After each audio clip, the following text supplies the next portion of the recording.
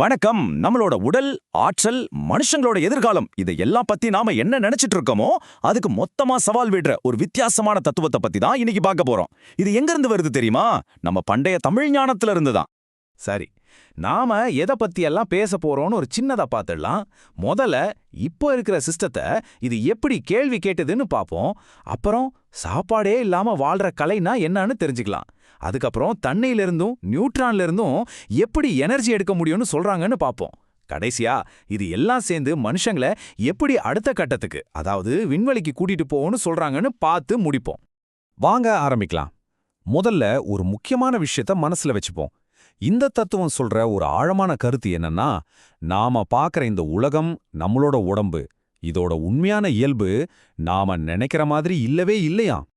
இந்த தத்துவத்தோட முதல் அடியே இப்போ நம்ம பின்பற்ற மேற்கத்திய சிஸ்டம்ஸை நிராகரிக்கிறது தான். குறிப்பா சொல்லணும்னா கல்வி மற்றும் மருத்துவம். அதாவது இந்த இங்கிலீஷ் மெடிசன், இந்த ஃபார்மல் எஜுகேஷன் இதெல்லாம் நம்மள சார்ந்திருக்க வச்சு நம்ம ஆரோக்கியத்தையும் சுதந்திரத்தையும் பறிச்சிடுச்சுன்னு இந்த கருத்து சொல்லுது. இப்ப நமக்கு வர்ற பல தீராத நோய்களுக்கு காரணம் இந்த தப்பான சிஸ்டம் தான். இதுல இருந்து வெளியே வர்றதுக்கு வழி வேற எங்கேயோ இருக்கு, மருந்து மாத்திரையில இல்லைன்னு இந்த தத்துவம் அடிச்சு சொல்லுது.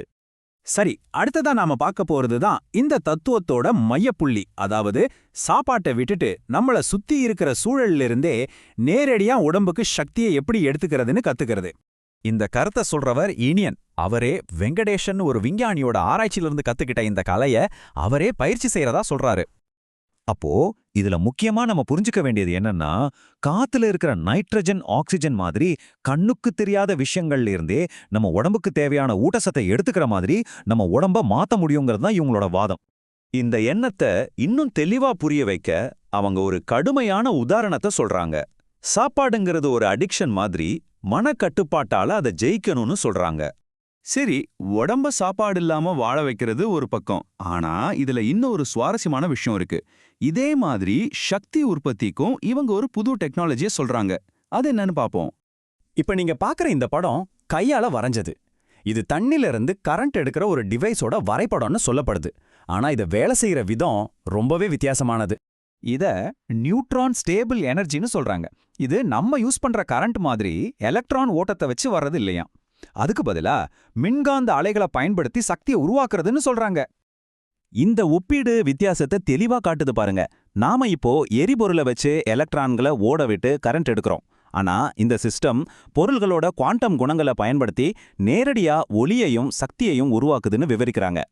ஒரு நிமிஷம் யோசிச்சு பாருங்க. சாப்பாடு இல்லாம உடம்பு எப்படி இயங்கும்? வெறும் தண்ணியை வச்சு ஒரு மெஷின் எப்படி ஓடும்? இந்த எல்லா கேள்விகளுக்கும் பதில் பிரபஞ்சத்தோட அடிப்படை இயல்பை பத்தின ஒரு கான்செப்ட்ல இருக்கு. இந்த நம்பரை பாருங்க, 99.99999999997%. இது என்ன தெரியுமா? ஒரு அணுவுக்குள்ள இருக்கிற காலி இடத்தோட அளவு. இந்த அறிவியல் உண்மையத்தான் இவங்க தங்களோட தத்துவத்துக்கு அடித்தளமா வைக்கிறாங்க. அதாவது உங்க உடம்புல கிட்டத்தட்ட எல்லாமே காலி இடம்தான். அப்போ நீங்க எப்படி ஒரு திடமான பொருளா இருக்க முடியும்? முடியாது இல்லையா? நம்ம திடமா இருக்கோன்னு நினைக்கிறதே ஒரு மாயை. இதை நாம புரிஞ்சுக்கிட்டா நம்ம உடம்போட கட்டுப்பாடுகளை தாண்டி போக முடியும்னு சொல்றாங்க. சரி, இப்போ நம்ம கடைசி பகுதிக்கு வந்துட்டோம். உடம்ப கட்டுப்படுத்துறது, ஆற்றலை உருவாக்குறது, இது எல்லாத்துக்கும் பின்னாடி ஒரு பெரிய லட்சியம் இருக்கு. அது என்னன்னு இப்ப பார்க்கலாம். பாருங்க, இது ஒரு தெளிவான படிப்படியான திட்டம். முதல்ல உடம்ப சாப்பாடு இல்லாம வாழ பழக்கப்படுத்தணும். ரெண்டாவது, டெக்னாலஜிக்கு தேவையான சக்தியை புது வழியில உருவாக்கணும். இந்த ரெண்டையும் செஞ்சா மூணாவதா மனுஷங்க பூமியை தாண்டி விண்வெளிக்கு போகலாம். இது வெறும் ஆரோக்கியத்துக்காக இல்ல, மனித இனம் தப்பி பிழைக்கிறதுக்கு இதுதான் வழின்னு சொல்றாங்க.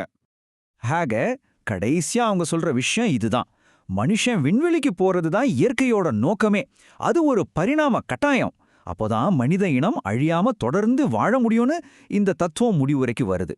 அப்போ இந்த பண்டைய அறிவையும் நவீன அறிவியலுக்கு அப்பாற்பட்ட இயற்பியலையும் ஒன்னு சேர்க்கிற இந்த கருத்து நிஜமாவே மனித பரிணாம வளர்ச்சிக்கு ஒரு வழிகாட்டியா, இல்ல இது நவீன அறிவியலை முழுசா நிராகரிக்கிற ஒரு செயலா? இந்த கேள்வியோட உங்களை சிந்திக்க விட்டு இந்த விளக்கத்தை முடிக்கிறோம்.